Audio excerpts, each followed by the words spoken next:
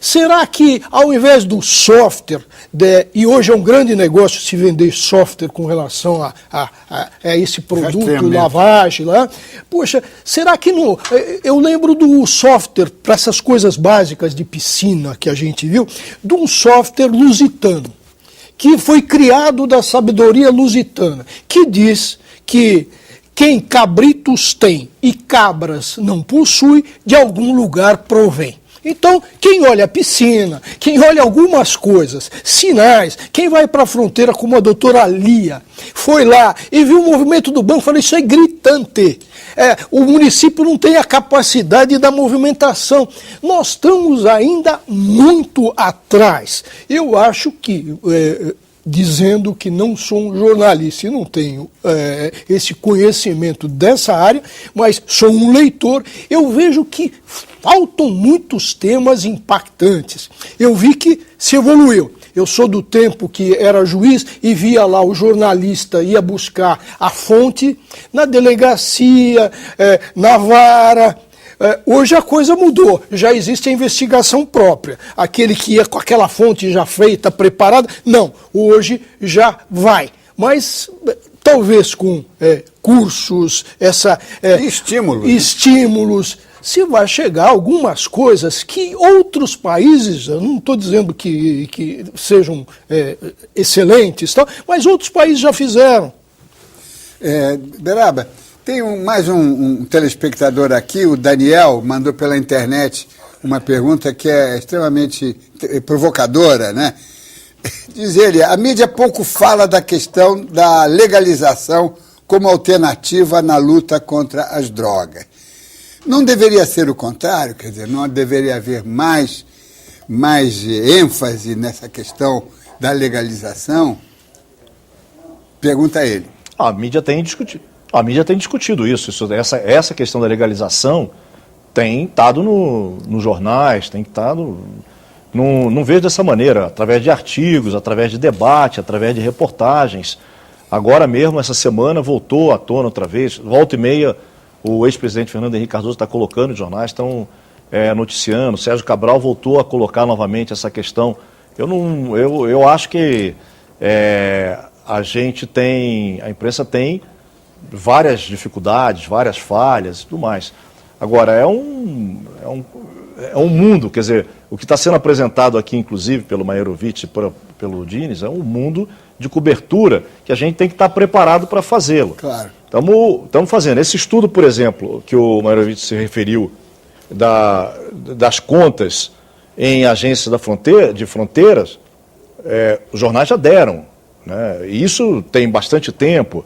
Quer dizer, há uma preocupação de muitos anos para cá de se sair desse jornalismo de polícia, de porta de delegacia, de cobertura do varejo, uma morte aqui, e há uma preocupação. Hoje você tem nas grandes redações e também em blogs especializados, você tem jornalistas com uma formação em política de segurança pública, em estatística, em leitura. Agora, tem essas falhas mesmo. Eu acho, tentando ver um pouco o estágio que está essa cobertura do Rio de Janeiro, particularmente, eu acho que a imprensa entra agora, que acalmou, que o morro as favelas ali foram ocupadas e tudo mais, entra numa nova fase de cobertura, que é um desafio maior do que essa fase agora. Essa fase agora foi um acompanhamento quase de observação e tentar ter análises, tentar entender o que estava acontecendo.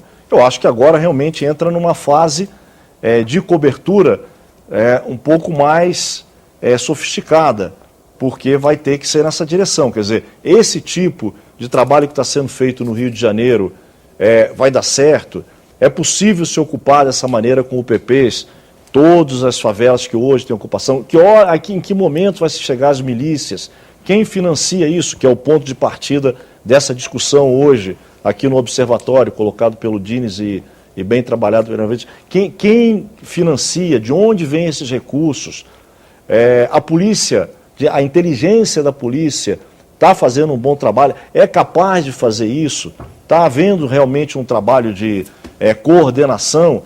O Mairovitch tem razão, quer dizer, não se conhecia a geografia o que se encontraria nesses morros, né, quer dizer, naquela região toda da Serra da Misericórdia, com tanto tempo de preparação para essa ocupação e tendo tido outras tentativas de ocupação anterior, eu acredito que sim, que tenha isso detalhado, que a inteligência do Exército no Rio, a inteligência da Polícia Federal no Rio, a inteligência da Polícia Civil, BOP, CORE, etc., Polícia Militar, deva ter isso.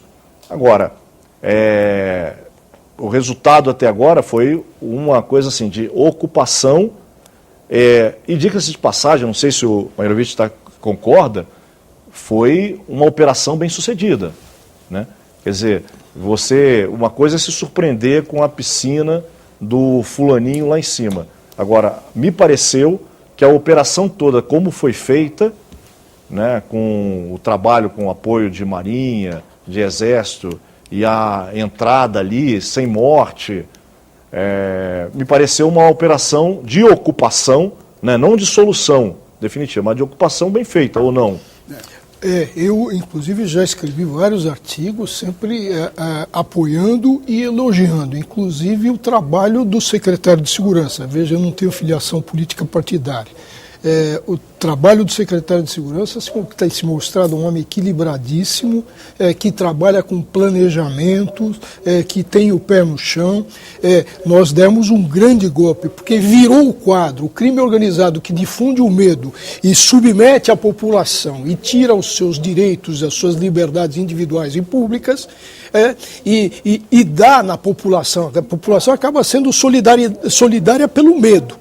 Esse quadro virou, a imprensa mostrou muito. Então, e foi uma operação, você coloca no ponto fundamental, que abre brechas aí para alguns diversionismos. Não houve derramamento de sangue. Olha, isso me parece fundamental, porque oportunidade teve quando daquela fuga, ilegal, diga-se de passagem, se tivesse metralhado, quando daquela fuga da Vila Cruzeiro. Então, tudo foi feito dentro da legalidade. Isto, e a imprensa me faltou isso, a mostrar para a população que crime organizado se combate dentro da legalidade. Eu queria dar colocar um ponto com relação a quem perguntou sobre a legalização. Que isso é importante. A Califórnia acabou de passar, há 2 meses atrás, por um plebiscito. Um estado quebrado, em que o governador ator tentava aí salvar as finanças públicas e mirava na droga leve, mais especificamente na maconha. Então, isso resolveria a situação pela entrada de tributos, etc. Se a gente olhar a Segunda Guerra Mundial, Denis, a gente vai ver que vários estados, e isso tem até hoje na Europa, se reservaram o direito de explorar economicamente o tabaco e o sal. Nós temos as tabacarias que o Estado vive daquilo. O tempo mudou. Quando se fala em legalização, nenhum país do mundo até agora liberou geral. Foram medidas pontuais, como tem na Holanda, que se permite o uso de maconha em cafés, não pode sair dali, tem que usar ali para afastar o usuário do vendedor, uma série de medidas. Mas legalizar como? E quem vai dar o primeiro passo? E aí, vamos terceirizar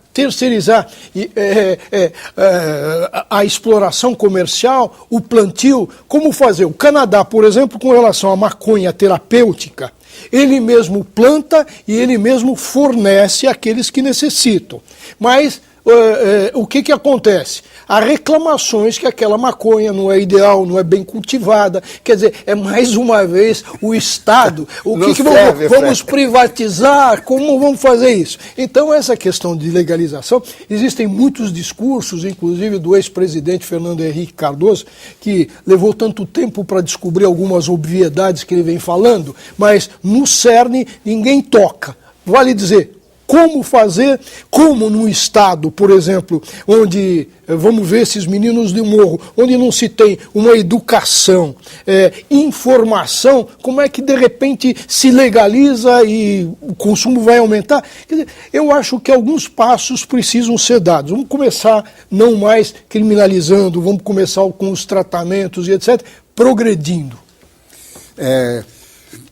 Beraba, e como é que você, quer dizer, o Estado de São Paulo, digamos, que já veiculou e tem veiculado muito esse debate sobre a legalização, como é que o jornal se coloca sobre essa questão?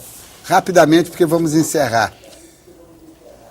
Olha, Diniz, eu não tenho ideia de como o jornal, como o Estado, porque a gente tem uma separação muito forte dentro do jornal entre a parte de opinião e a redação, né, da qual eu estou como editor-chefe. Então, não tenho ideia exata de como, eu não sei se ele já se posicionou sobre isso. Tem uma questão importante, e todo mundo assistiu, com relação à chamada Marcha da Maconha. A imprensa se dividiu, principalmente no segmento de radiodifusão. Uma primeira colocação absurda, inconstitucional, no sentido de que se estaria fazendo apologia e, portanto, vários juízes indeferiram a tal marcha, que não era para fumar maconha, mas era para se discutir o tema e, evidente, existe a liberdade de reunião, a liberdade para se fazer essas passeatas, esses encontros. Então, o problema é que a mídia ficou muito dividida. Infelizmente vamos ter que interromper, porque esse assunto vai render uma série de outros programas. O Observatório da Imprensa agradece a presença do juiz Walter Mairovitch e do jornalista Marcelo Beraba.